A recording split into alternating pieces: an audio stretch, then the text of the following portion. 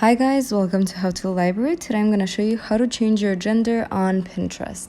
Right now I'm on Pinterest's home screen, and at the bottom of the screen you can see we have about 5 icons, but we're going to need to click the one on the bottom right that says saved and your profile picture.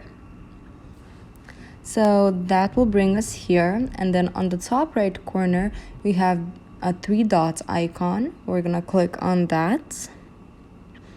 And then this will pop up.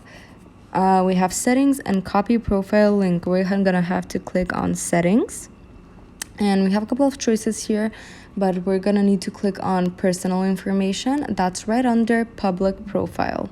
So we're gonna click on personal information, and we have gender, age, country, region, language. We're gonna click on gender, and now you have female, male, or custom. You can add your own gender here if you click on custom, but I'm gonna stick with female, gender updated. And that's about it. Thank you guys for watching. Click the like button if this video helped you, and subscribe to our channel for more helpful videos. Bye guys.